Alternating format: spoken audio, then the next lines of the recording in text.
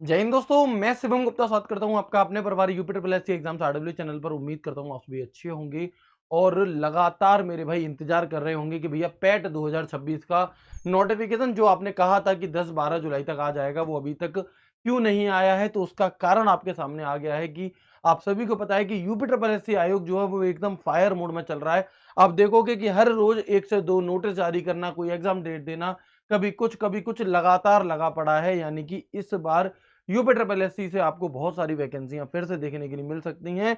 और जिस वजह से यूपी ट्रिपल एससी ने भी बाकी सभी अलग अलग आयोगों की तरह यहां पर ओटीआर का जो सिस्टम है वो चालू कर दिया। आप देखेंगे ओटीआर सिस्टम, तो ये क्या होता है ओटीआर सिस्टम, सबसे पहले ये जानना जरूरी है। और ये बात यहां पर क्यों लिखी गई है कि अगर ओटीआर नहीं करोगे तो परीक्षा नहीं दे पाओगे। यानी कि भले ही आपने इससे पहले कितने भी पैट क्यों ना दिए हो, ओटीआर करना अब बहुत ज्यादा जरूरी हो जाएगा आगे की आपकी परीक्षाओं के लिए, आगे की आपकी भर्तियों के लिए। और पैट 2026 के लिए भी ये जो ओटीआर है ये बहुत ज्यादा जरूरी होगा। तो बात आती है कि आखिरकार ओटीआर होता क्या है।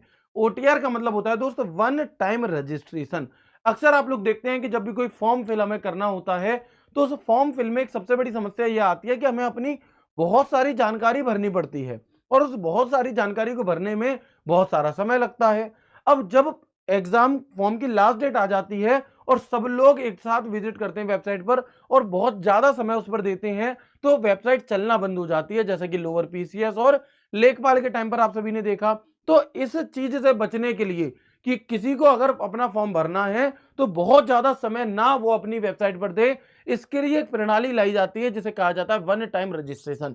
यानी कि ऐसी आपकी जानकारी जो चेंज नहीं होती। भाई मेरा नाम है, मेरा नाम आज भी शिवम गुप्ता है और आज से 10 साल बाद भी यही रहेगा। मैं एक मेल हूं तो भाई 10 साल बाद भी मेल ही रहूंगा, जेंडर चेंज नहीं होगा, कैटेगरी हमारी चेंज नहीं होगी। ठीक है। अलग अलग जो तो कुछ ऐसी कॉमन जानकारी होती है, मेरी 10th की मार्कशीट का रोल नंबर अब थोड़ी ना चेंज हो सकता है, मेरे पिताजी का नाम, माताजी के नाम। तो कुछ ऐसी कॉमन जानकारी हमारी होती है जो हमें हर फॉर्म में भरनी होती है और वो कॉमन होती है, उसमें बदलाव भी नहीं होगा। तो क्यों उसमें हर बार फॉर्म को भरते समय उसे भी भरा जाए, जिससे कि हर बार गलती होने की भी संभावना बनी रहती है। तो गलतियों से बचने के लिए, और जो फॉर्म 10 से 15 मिनट 20 मिनट लेता है भरने में, उस फॉर्म को मात्र 5 मिनट में भर करके बच्चा फ्री हो जाए, इसके लिए एक प्रणाली लाई जाती है वन टाइम रजिस्ट्रेशन। यानी कि अगर किसी बच्चे ने अपना ओटीआर कर रखा है तो उसके पास एक ओटीआर नंबर आ जाता है और उस ओटीआर नंबर की सहायता से वह जब आगे कोई भी फॉर्म भरेगा यूपी ट्रिपल एससी का, तो उसे सिर्फ वो ओटीआर नंबर डालना है, उसकी सारी डिटेल वहीं से उठा करके ले ली जाती है। उसे बस जिस भर्ती के लिए करना है उसका नाम सेलेक्ट करके और कुछ पॉइंट करके पेमेंट करके उसका फॉर्म भर जाता है। ये एसएससी ने भी कर रखा है, आप सभी ने देखा होगा कि एसएससी का एक रजिस्ट्रेशन नंबर होता है। क्या होता है एसएससी पर, एसएससी की वेबसाइट पर रजिस्ट्रेशन नंबर होता है।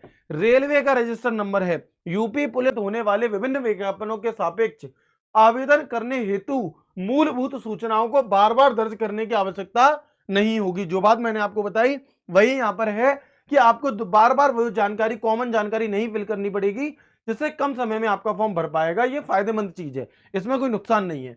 आयोग द्वारा भविष्य में विज्ञापित की जाने वाली प्रारंभिक अर्हता परीक्षा अथवा मुख्य परीक्षा के लिए आवेदन करने हेतु अभ्यर्थियों को यह ओटीआर करना अनिवार्य होगा। जो बच्चा ओटीआर नहीं करेगा वो पैट 2026 नहीं दे पाएगा, वो इसके बाद जो नोटिफिकेशन आएंगे उनमें कोई भी पेपर नहीं दे पाएगा अगर उसने ओटीआर नहीं करा। भविष्य में आयोग के सभी विज्ञापनों के सापेक्ष आवेदन करने के लिए ओटीआर नंबर का उपयोग ही किया जाएगा।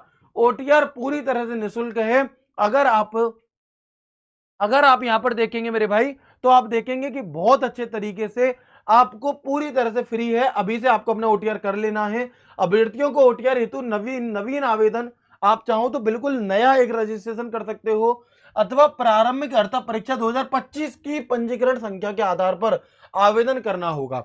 मतलब आप चाहो तो बिल्कुल नया रजिस्ट्रेशन कर सकते हो, और आप चाहो अगर आपने पैट 2025 दिया था तो उसका जो रजिस्ट्रेशन नंबर है उसके आधार पर कर सकते हो। अगर आपने पैट 2025 नहीं दिया लेकिन 21 दिया था, 22 दिया था, 23 दिया था, वो यहां पर काम बिल्कुल नहीं करेगा। यहां पर काम करेगा सिर्फ और सिर्फ कौन सा, प्रारंभिक अर्हता परीक्षा 2025। और नहीं है 25 वाला या है भी कोई बात नहीं, तुम नया ओटीआर कर लेना मेरे कहने से।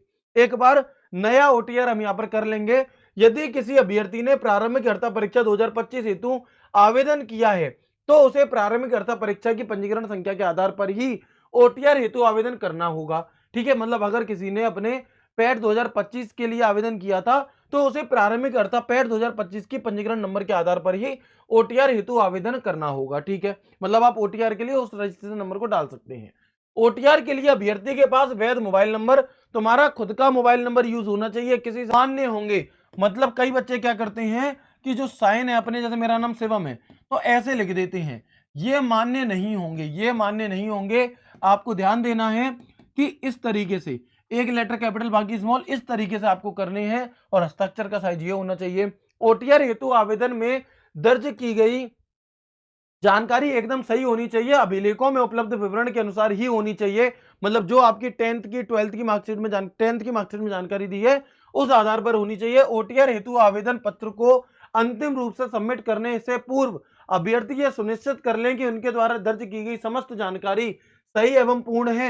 एक बार बहुत अच्छे से चेक कर लेना, क्योंकि ओटीआर के बाद चीजें चेंज कर पाना बड़ा मुश्किल हो जाता है। तो एक एक पॉइंट को बहुत अच्छे तरीके से चेक कर लेना। गलत अथवा असत्य जानकारी दर्ज किए जाने पर आयोग द्वारा अभ्यर्थन निरस्त किया जा सकता है। ओटीआर की पंजीयन संख्या प्राप्त होने के पश्चात अभ्यर्थी द्वारा दर्ज किए गए विवरण में किसी भी प्रकार का संशोधन अनुमन्य नहीं होगा। मतलब किसी भी प्रकार का आप बदलाव यहां पर मेरे भाई नहीं कर पाएंगे। प्रत्येक अभ्यर्थी